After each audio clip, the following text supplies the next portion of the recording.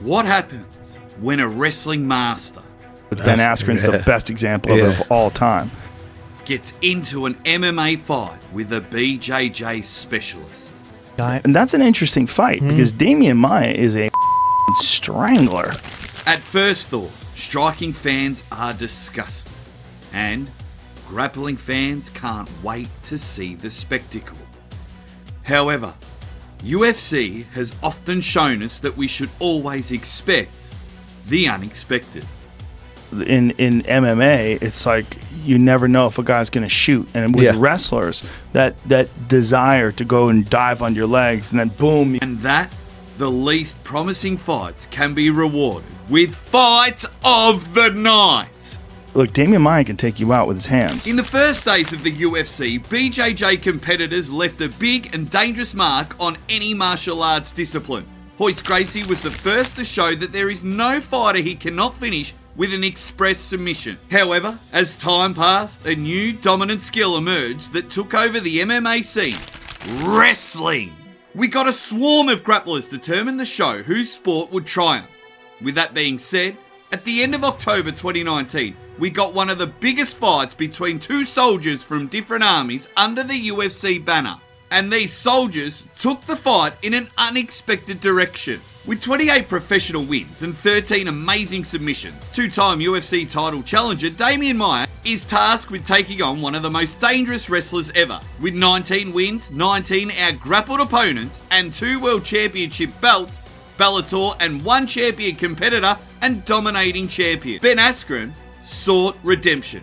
He did not let the first defeat in his career define him and return after only 4 months. And everyone who expected grappling from the start was amazed. Owners of cauliflower ears have turned into strikers, and competitive strikers at that. Well, maybe their striking was at elementary school level. But who would have thought that we actually got boxing exchanges instead of wrestling exchanges? It's an extraordinary thing in MMA fighting. Whenever grapplers meet, fists start flying. And strikers often look to use their wrestling skills. It's a weird world out there. Ben was the first to try and shorten the distance and take the fight to the floor.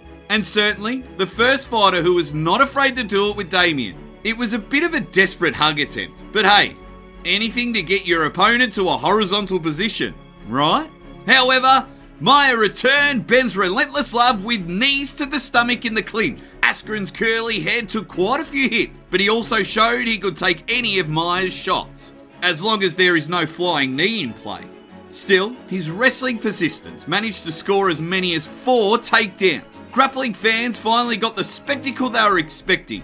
The excitement over the high-level ground game of both men was evident in the sounds of the crowd. It was competitive and entertaining. Whoever thought this would be a boring fight, they were wrong. Reversals, scrambles, submission attempts, and position changes. They looked like 2 welterweight squirrels having the wrestling match of their lives. Even on their feet, the boys were trading as if their lives depended on it, and bloodstains appeared on their faces already in the second round. But one particular move stole the spotlight of the entire fight, and it happened in the third round. With 3 minutes and 21 seconds left on the clock, Ben Askren threw something unexpected and never seen before. The wrestling champion turned into a tornado of destruction and threw a perfect spinning back fist, which almost took Damian's head off. Fortunately, Maia avoided certain death, because who knows what could have happened otherwise. But Ben then landed another takedown and got on top of him, but only for so long. Maia used his superb BJJ technique to advance the position and get to his opponent's back. Askren tried to get out with all his might, but the Brazilian master was not a man you could give your back to. A minute before the end of the round, Funky Ben was forced to tap due to a deep rear naked choke, and Damian squeezed the rest of the fight that the opponent had in his career. The BJJ master took advantage of the moment and submitted Ben straight to retirement to prove that there were level differences. Damian Maia proved that even the best wrestlers can fall victim to submissions. As Joe Rogan said, he is strangler.